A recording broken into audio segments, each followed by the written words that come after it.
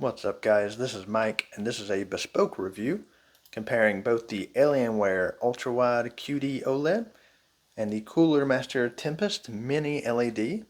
On the top we have the 21 by 9 ultra-wide Alienware monitor, and on the bottom we have the Cooler Master Tempest mini LED. The purpose of this video is to give you a subjective review and comparison of the two devices. I am cloning the display, so they're both showing the exact same image. This is SDR content in a 16 by 9 format, so you're getting the exact same signal. And I want you to be able to hopefully see, at least to an extent, how they compare and how they contrast. I want to give you, from a user endpoint, this is all subjective, what it's like to use both monitors, what the picture quality is like, details on motion, clarity, gaming, desktop performance, and all that. So with further ado, we'll go ahead and hop in there, and at the end of the video, feel free to let us know if you have any questions. I'm happy to answer any specifics about the two panels. Now, to start out, the major difference between the two models is the type of panel. Now, one on the top is the Alienware QD OLED, meaning it's a very different panel type than the bottom machine. The one on the top uses emissive pixels, which meaning every single pixel on the screen glows independently, which is going to give you the ability for each pixel to come completely in, be very bright, or also turn completely off and be pitch black. Now on the bottom, we have an LCD type panel, which has a light behind it that shines through. Now that light is broken up into about 560-ish zones, so those zones can independently get brighter or darker, but each individual pixel cannot be turned off independently. So you do have some loss of control on how bright and how dim you can get depending on each little spot you're looking at. And that does have some impact on the picture, and I'm going to kind of scroll through different videos to kind of give you an idea of how that can look. The biggest impact you'll see is fine detail difference between the two panels as far as blacks and whites. Now the top panel, you can have a searing bright white light directly beside a completely black pixel, and you can see that right here. Now this white pixel that the mouse is pointing at is completely illuminated either way, but on the OLED on the top, the pixel immediately beside it is completely black. Now on the bottom panel, this is all lumped together in one illumination zone. So some of that's going to be brighter than anticipated, some of that's going to be darker than anticipated on the mini LED. Now the mini LED still produces a very nice, deep, very contrasty image. It can get extremely bright at times, brighter than the OLED, but it can also get extremely dark at times, just as dark as the OLED. But it can't necessarily do those things at the same time, which the OLED can do. So if you are looking at something like a star field, you may see a very bright star on the OLED with everything around it being pitch black, whereas the mini LED, you might get a little bit of a glow around those brighter pixels because that backlight just can't turn off completely because that one star is in the middle of that zone. So you are going to get a picture quality difference. And it really does come through.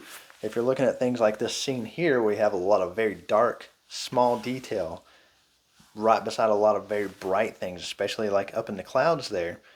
The OLED does pull ahead when it comes to contrast. So you're going to get deeper blacks and brighter highlights at the same time. Now the mini LED can absolutely destroy the OLED at times as far as brightness goes. Whether or not that's important to you, that can vary. But the mini LED does have a brightness advantage, and it can really come through, especially on brighter scenes. It does struggle a little bit in darker scenes. You'll lose a little bit of black detail, but it's not bad at all. Now the color accuracy is another thing to compare. The OLED absolutely in SDR content and HDR content is just more accurate. Things are going to look exactly the color that you would expect, or at least the exact colors that the artist would intend. When you're dealing with the mini LED on the bottom, it does look very good, and it's plenty accurate enough. You're not going to look at the screen and just say, oh, that doesn't look right. But when you're looking at the OLED, it's just going to pull ahead as far as things just look natural. If the artist is recording a very contrasty scene, it's going to look very contrasty. If you're looking at a very natural scene, which I'll go ahead and flip over to, if you're looking at a very natural scene, things just look a little more convincing. Even if they're less punchy, if they're less colorful, it's probably because that's the way the scene is supposed to look. The mini LED on the bottom here looks great. It's got more green, it's got more orange, it's got a very natural, warm color to it. It looks fantastic, but it is technically less accurate than the top because this scene is supposed to be a little bit washed out. It's supposed to be under the bright sun. You've got this white rock and the sandy color behind it, which is supposed to naturally suck away some of that color. Now, as you pull here in the green scene, you can see the OLED actually looks a little deeper because it's supposed to. So the OLED does have an advantage. However, these two are extremely close. If you were to not put these side by side, you're probably not going to have any complaints. Honestly, if I wasn't comparing the two, I would take the mini LED and be absolutely happy with it. That's probably, for the most part, true as far as contrast as well. Now, just pausing this screen, these two look almost identical between the panels, just due to the abilities of both. They're both fantastic. And when you have certain scenes like this, the Cooler Master, despite being a $500 monitor, and this $1,200, $1,100 OLED on the top, they look very samey, and that's very impressive. So it's not always a lose for the Cooler Master. It does have some advantages. The bright highlights over here, these are a lot brighter on the mini LED, even though this is not HDR content. Up here on the OLED, it is technically more accurate with how this scene's supposed to be displayed, but some people may prefer the punchy display characteristics of the mini LED. So that is something to keep in mind. And here you can see with the bright highlights, just a little detail. In the wider zones, you do get a little bit more detail in the OLED as well. So things like the feathers and just the fine detail around pebbles and things that you may or may not notice in movement. Some of the tiny little things that the film can capture that the mini LED might crush because it is trying to illuminate this zone and everything around it. That's also going to be true in the very deep blacks because the OLED can just turn on individual pixels to bring out that detail, whereas the mini LED is not going to be able to. Now, scenes like this, these kind of oversaturated scenes, these look amazing on the mini LED. At times, they can look even better. Reflections and gold and some of these colors can just get extremely punchy and bright, and it can almost look like lights are actually shining out of the panel into your eyes. And that's very impressive to look at, especially at maximum brightness.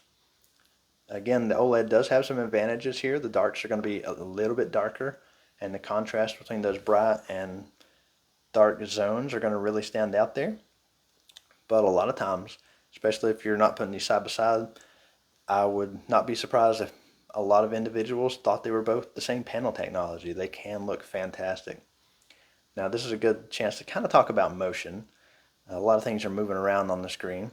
The OLED absolutely handles high frame rate motion better. OLED pixels have an incredibly fast response time. They're essentially on or off, and there's no transition in between the two. The one on the bottom, the mini LED, is still an LCD. There's a physical movement happening, a twisting or a flipping of the liquid crystal to allow that light through or to block it. And you do get just a little bit of smearing, a little bit of blurring or a blending in the frames. Now at low frame rate, the mini LED has an advantage there because those frames blend together and it kind of hides that jankiness of the motion. It's going to be really handy if you're playing games at 30 frames per second or even 60 frames per second.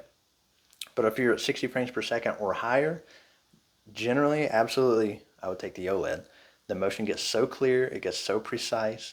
If you're spinning the camera around, you can still make out what's happening, and that's always very impressive to see.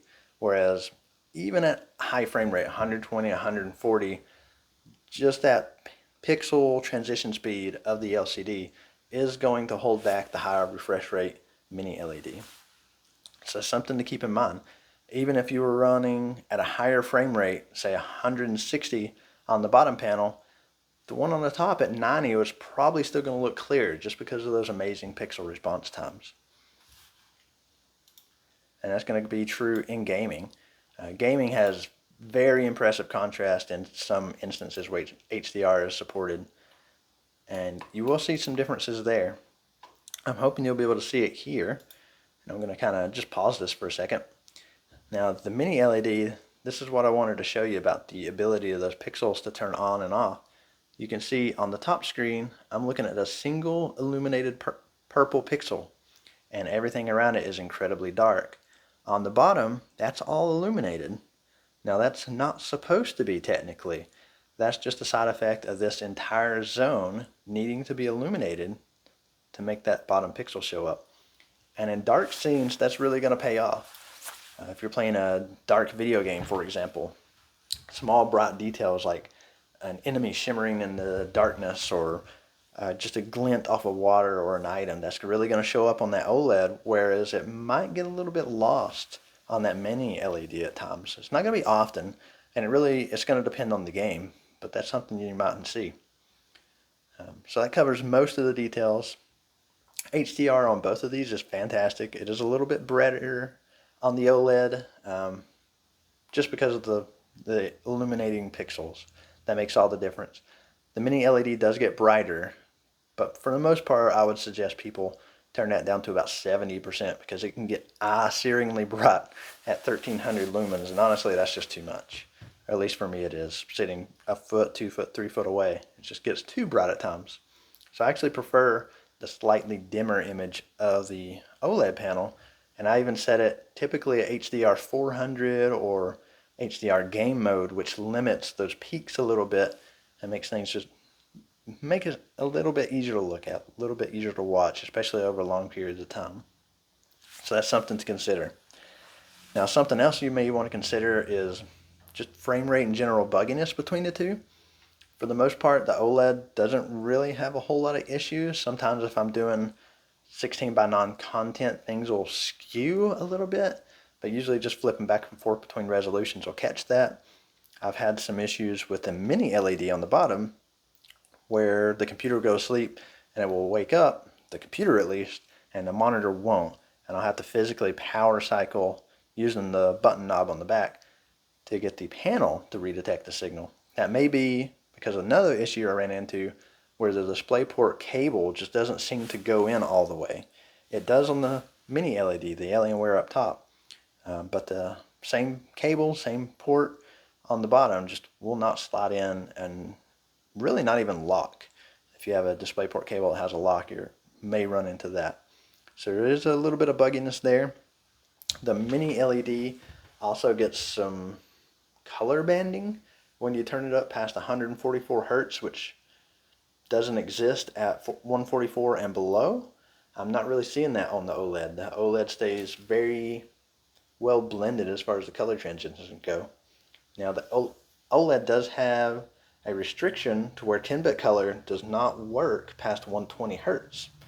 But even though you can't use 10-bit, it still looks smoother and better transitioned than the mini LED because it does dithering with the pixels, so those colors are naturally blended by the panel itself.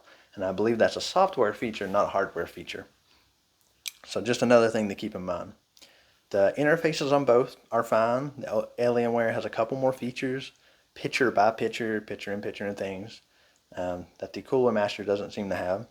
You have a clear advantage with the OLED, even though you can't really see it here, being ultra-wide, where ultra-wide content like IMAX films, video games that support it, all will fill up that screen and it looks amazing. So you do have an advantage there. The Cooler Master is a little bit taller. Some people may prefer that 16:9 aspect ratio. And honestly, I did too until I got the Alienware. Not my first ultra-wide, but just having that OLED picture combined with that 21:9, and it just came across almost the perfect display size, especially for shooters, racing games, anything where you might need to see left and right. It really paid off. There's obviously the price difference between the two. If you're comparing $500 to $1,200, these are probably close enough to where you don't really have to worry about the quality difference. If you want the absolute best, I'm going to say go with the OLED. But if you want to save a few bucks and not have to worry about burn-in, despite the OLED having a 3-year warranty, that Cooler Master is going to be around for a long time. LED panels, especially mini LEDs, could easily last 10, 15 years. We don't really know how long that OLED is going to last. They do fade over time. It will lose its brightness over time. Its color punchiness may fade, and it could be prone to image retention or even burn-in later on down the line. So that's another thing to keep in mind. And that's going to be use case specific and user specific.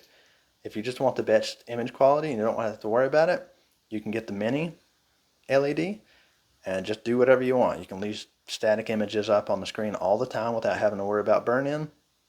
But if you're going to be playing mostly games and watching videos, not so much browsing the internet and leaving things on the screen all the time, the mini LED, the OLED, probably a better option if you don't mind spending any extra money.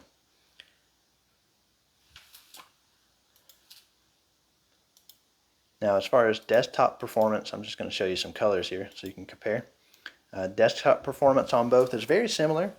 I don't really see any kind of light fluctuations on the mini LED like a lot of mini or edge-lit displays will have. It stays quite uniform when browsing the internet, so no complaints there. The OLED does extremely well as far as that goes. The text and things are a little bit softer on the mini LED, or the OLED, I'm sorry. The OLED has this triangular kind of shape to its pixels, where the mini LED has square shapes. So naturally, anything horizontal is going to look a little bit crisper and a little bit cleaner on the mini.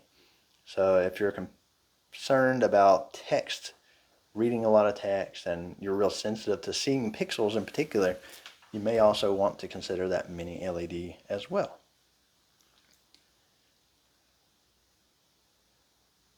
But that's about all I have to say about these two displays. They're both fantastic. I have them both. I personally am going to go with the OLED as my primary display, just because I love the perfect contrast. I love the punchy colors and its ability to be as bright or as dark as it needs to per pixel. To me, that makes a huge difference, especially in dark games.